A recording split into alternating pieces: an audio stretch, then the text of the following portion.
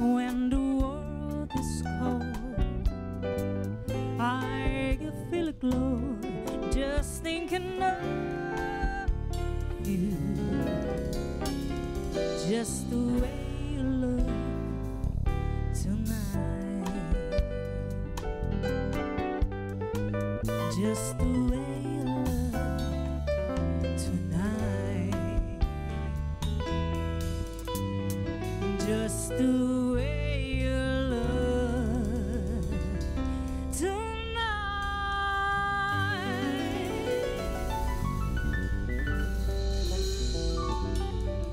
Sensacional. Mãe, de quem é essa música, Soraya? Quem canta Essa música é Cole Porter. Sim. Já foi gravada por inúmeros. Maravilhoso. O próprio Rubens aqui fez, né? Ele fez o show só com o Cole Porter e ele gravou. Ele fez também, interpretou também essa música.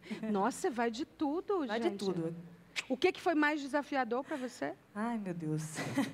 Um pouco de tudo. É que cantar, então, um repertório 100% internacional tem que malhar muito, né? Muito legal, muito legal. Amanhã, às 10 da noite, no Finés, e antes, às 8 horas da noite, no Teatro 4 de Setembro, Amaury Jucá e o seu pau de selfie. Você vai para o show, faz um selfie, o melhor selfie ganha um pau de selfie. Gente, não poderia ser melhor, Amaury. É verdade. E ainda leva o pau de selfie pro show da Soraya às 10 horas foto lá na da Finés. Soraya, né? Tem promoção melhor do que essa? Você vai contar uma pra gente do pau de selfie agora, exclusiva. Se a Soraya tá adiantando Não, é pra porque gente... eu tava me lembrando, sabe do que aqui? É a Soraya cantando aí, tantas músicas lindas. Esse show da Soraya vai ser um show assim pra você dançar, né? Um show... Esquérrimo. E aí pra o dançar, cantar, se apaixonar. Eu fui para uma festa uma vez, e aí só músicas assim, maravilhosas, mas muita gente feia na festa. Só tinha gente feia, eu olhava para um lado, olhava para o outro, só gente feia, e gente feia, olhava para um lado, eu já estava com 2 horas, Bob, eu vou me levantar. 2 horas eu caminhando para um lado, para o outro, as pernas já doendo, eu olhava para um lado, olhava para o outro, só o povo feio. Aí eu vi uma menina lá no fundo, sentada numa cadeira, feia, esta devia ser a mais feia de todas. Aí eu cheguei lá e disse, você quer dançar? Ela disse, eu quero. Ô, pô, vai me dar essa cadeira para me sentar, que eu estou morto. O Luciano se diverte, viu? Figura, né, Luciano? Pois olha, no show da Soraya vai ser difícil encontrar gente feia, porque é só gente linda que vai estar lá, eu tenho certeza. O que eu acho bacana do teu show é que ele é chique, é um show chique. Porque geralmente você vai a um show desse nível, não é nos grandes centros, São Paulo, Recife, Fortaleza, eu acho que não tem um show desse. Terezinha. Assim. Audições fechadas, muito chiques. Pois é, muito chique. De repente você sai de casa para ver uma produção dessa, é como fantástico. se o Alberto Silva estivesse entre nós, ele diria assim, você vai a um show desse em Nova York, em São Paulo, Rio de Janeiro, Londres e Teresina. Vamos pegar os políticos conterrâneos da Soraya, que é de Parnaíba, e falar sobre o show dela, rapidinho. Então, atentai bem, você não vai perder. Hein? Tá doido? Perdeu o show da coisa. Olha, hein? Tá vendo, Soraya? Olha, vamos para a minha entrevista nacional de hoje, que é com o doutor Andrés Villaveses. Ele é colombiano, médico epidemiologista e fala brilhantemente, com esperança, sobre prevenção à violência. Incrível a entrevista dele. Vamos ver.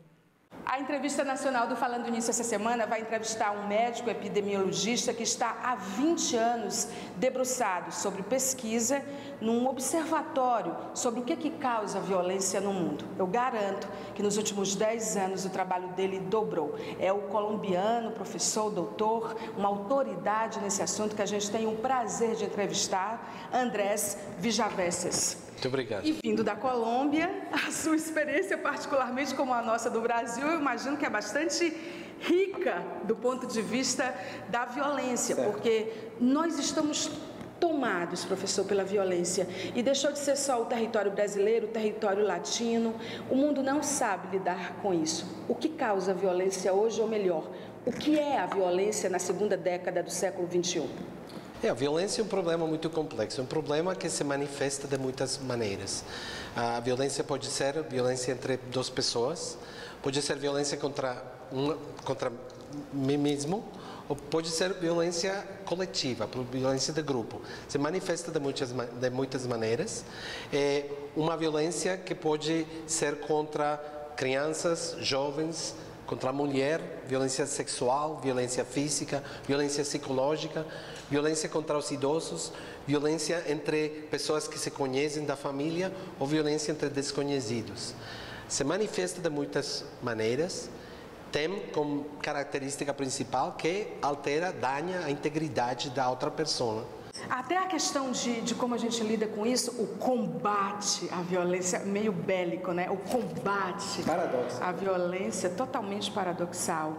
E você integra uma equipe do Banco Mundial que trabalha, pesquisa a questão do combate, do enfrentamento à violência e seguridade. Tem algum modelo, se é que a gente pode chamar assim, ou tem alguém, vamos ser menos otimistas, mais realistas, tem alguém na direção certa no mundo no que diz respeito ao enfrentamento à violência? E se tem, o que está fazendo?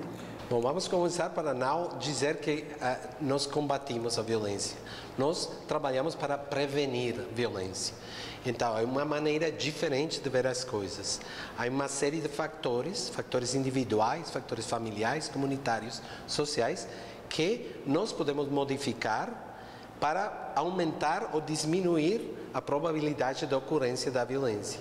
Então, os programas que nós trabalhamos são geralmente programas que utilizam evidências de diferentes países para promover fatores que diminuem a probabilidade de ocorrência da violência. Nosso foco principal são as populações jovens. Por quê? Porque as populações jovens são as principais vítimas e os principais grupos que praticam violência. Por que estão tão vulneráveis? Estão nas duas pontas, tanto de vítima como de algozes. Os jovens têm algumas características da conduta que são diferentes do adulto ou da criança. Tem algumas capacidades físicas que são do adulto, mas algumas capacidades ou um processo de desenvolvimento psicológico que às vezes não é completo, se caracteriza por maior impulsividade e tem algumas características que são diferentes dos adultos. Que eu vejo a internet, eu vejo para o bem e para o mal, como todos nós. E nós estamos estarrecidos do que a internet é capaz de fazer ou de desfazer, de confundir ou de construir. Ela seria uma aliada ou uma adversária nesse processo que o senhor cita? A internet pode ser ambos, um aliado ou um inimigo. O problema da internet, que muitas vezes, certo, que facilita a comunicação, aumenta a velocidade, o impacto da comunicação, mas não passa, às vezes, por uma reflexão profunda. Às vezes, certo, eu posso mirar na internet, posso encontrar coisas que têm uma reflexão profundas, mas estas coisas coexistem com basura. Os jovens são recrutados, boa parte deles, através da internet, para células terroristas. Em ocasiões, temos exemplos do Estado Islâmico, por exemplo, que utiliza técnicas efetivas de comunicação de redes sociais para localizar alguns tipos de indivíduos e recrutá-los, mas também temos exemplos de utilização de redes sociais para criar movimentos pacificadores, movimentos de prevenção da violência, etc. Então, os meios são úteis segundo segundo os objetivos dos diferentes grupos que utilizam os meios. É importante entender como se utilizam para pensar como se pode prevenir, ou se pode prevenir a violência de um ponto de vista ou outro. A gente fica se perguntando quem tem errado, e vocês pesquisadores ficam meio que na responsabilidade de nos responder isso. É a família, é a escola, é o mundo, são as políticas públicas? Todos estamos. Todos temos uma responsabilidade e todos temos um rol em prevenção. Todos os grupos. A violência, como indivíduo, eu aprendi algumas coisas, não aprendi outras e tenho uma conduta específica. Como indivíduo, eu tenho uma responsabilidade social, mas também existe uma responsabilidade social geral para os indivíduos. Existe uma responsabilidade da família, que cria um ambiente específico para que eu possa me desenvolver em uma sociedade. Se eu, por exemplo, aprendo através da minha família que pegar-lhe a mulher, meu pai pega a mulher, Todos os dias eu aprendo isso, eu replico depois na minha vida. Se eu cresço, se minha criança é em um ambiente positivo, eu aprendo condutas positivas. É algo que han demonstrado as pesquisas, é que virando ambientes negativos da família tempranamente a ambientes positivos, tem um efeito muito longo prazo. Ele copia, né, aquilo de bom e de ruim, ele copia como a criança. Copia, aprende. A violência é uma conduta aprendida. Mas sabe o que é curioso? No mundo de sexo tão fácil, né, de poucos valores envolvendo isso, no passado já foi uma coisa, hoje é tão fácil, por que aumentou a violência sexual, doutor Andrés? Bom, agora temos duas coisas. Agora, a violência sexual é mais visível porque temos melhores comunicações. Isto não implica que a violência sexual aumentou. Implica que agora vemos mais o problema da violência sexual. Não necessariamente que aumentou. Se você mira estatísticas anteriores, é possível encontrar que a violência sexual era muito maior no século XIX.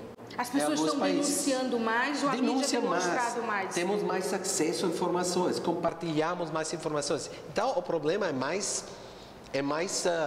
está mais presente. É como a questão do suicídio, por exemplo, É como a questão do suicídio. Por que uma pessoa chega a cometer suicídio? Qual é a história da pessoa? É importante saber que quando uma pessoa comete suicídio, a pessoa tem uma história que chega a esse último acto.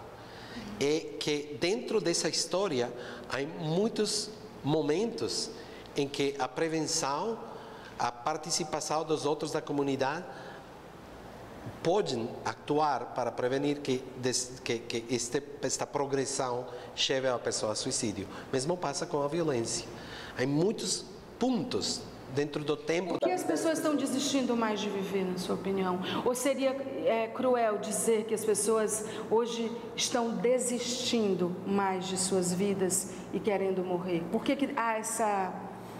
Porque não existe motivação. Quando se fala de suicídio, não existe nada que fale de motivação. Mas existem causas. O nosso estado, por exemplo, a gente está nos trópicos, aqui é quente pra caramba. E... aqui as pessoas se matam bastante, é um índice preocupante, há um silêncio velado sobre isso que é equivocado, porque quando se fala não se está ensinando, quando se fala com responsabilidade se está alertando e até mostrando uma luz no fim do túnel, dita por pessoas como você, por exemplo. Bom, o que você disse é muito importante, não se está falando do problema.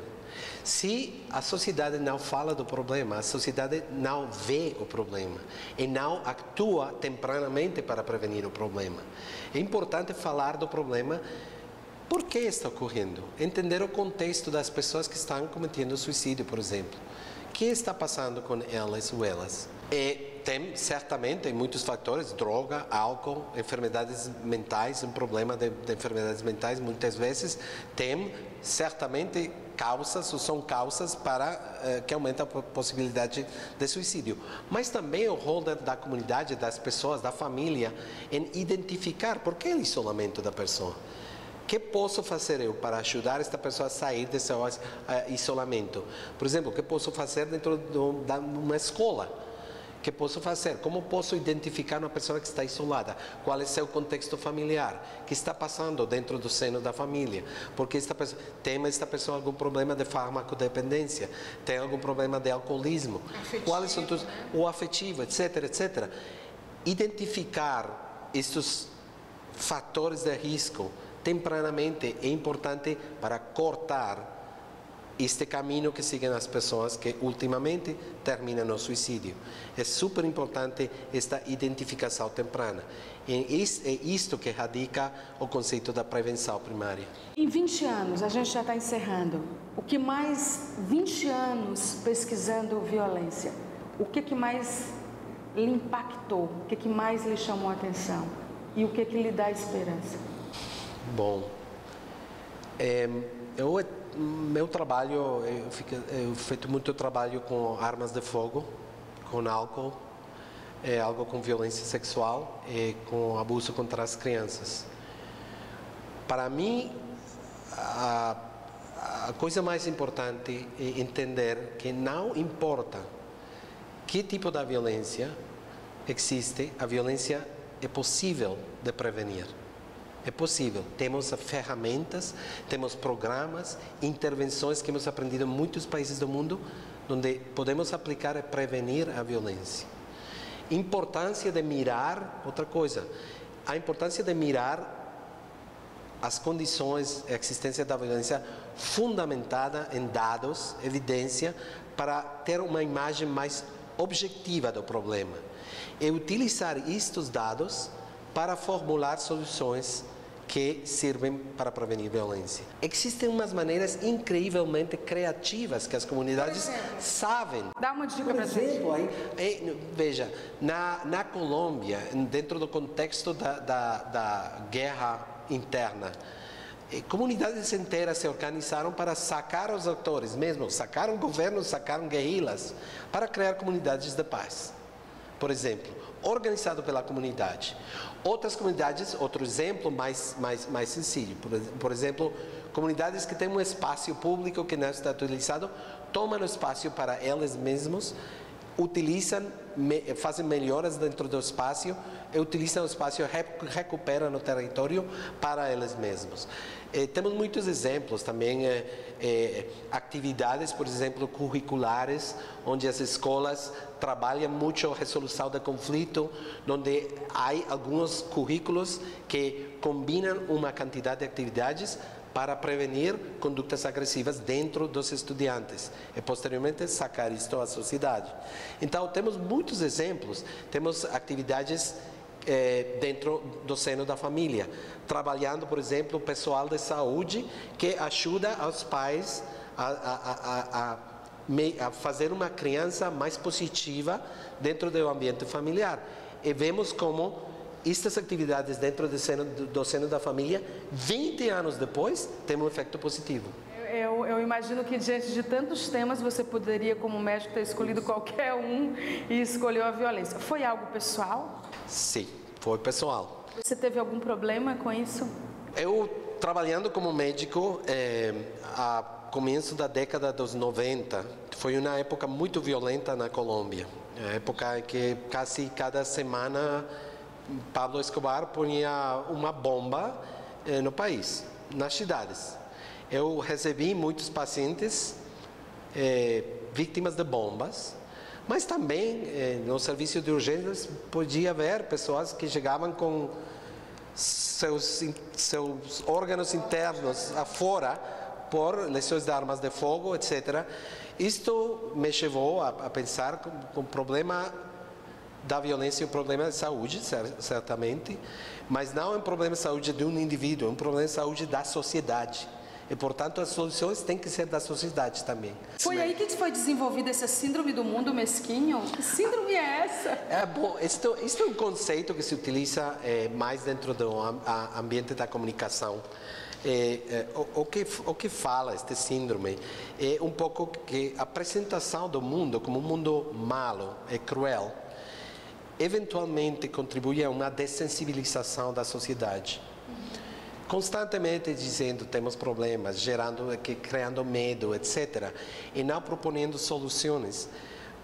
A exposição somente a eventos violentos, aumenta ou produz uma dessensibilização da sociedade. Por isso que está todo mundo meio nessa tensão, né? A gente tem que levar esperança às pessoas. Você me dizer que a violência sexual ela não aumentou, ela aparece mais por conta da divulgação, das denúncias. Pode ser uma das razões. De algumas leis, por exemplo, que incentivam isso, apesar da impunidade que a gente sofre no Brasil e em alguns países da América Latina, mas isso é dar esperança.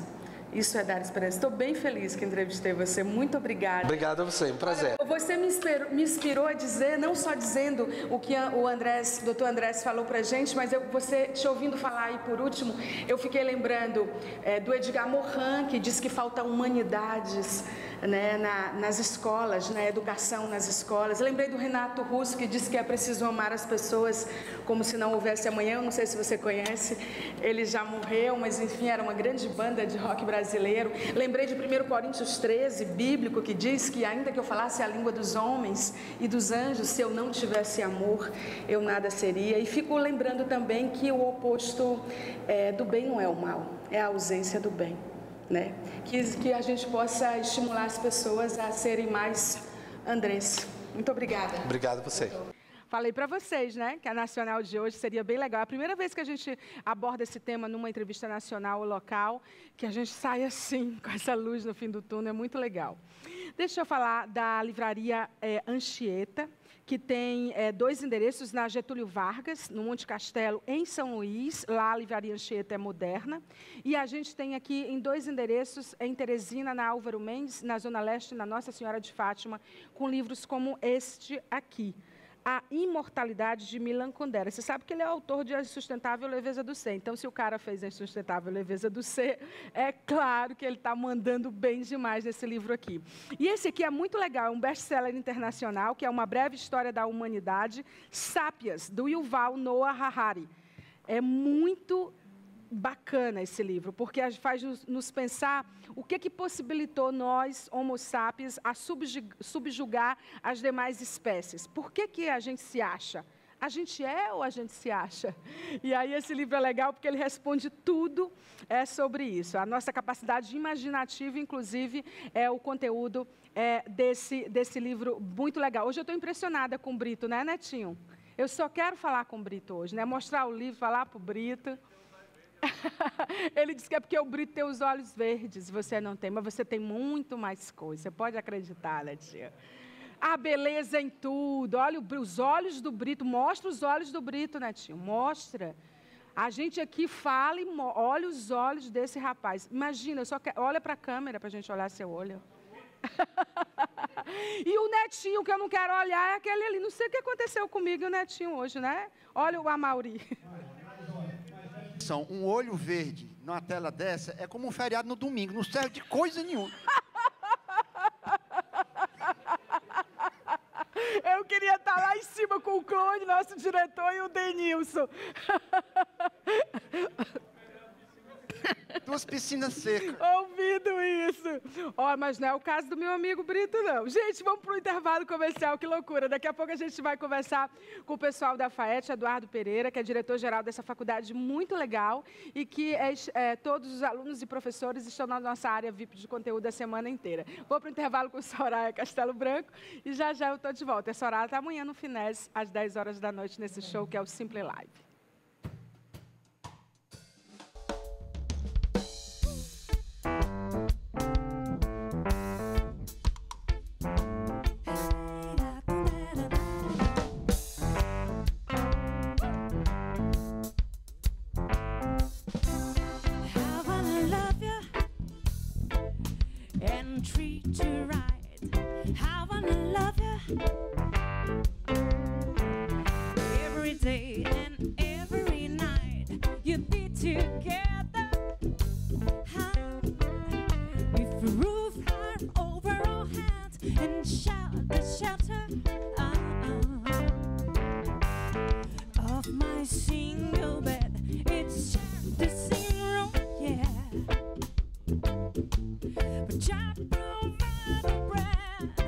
Is this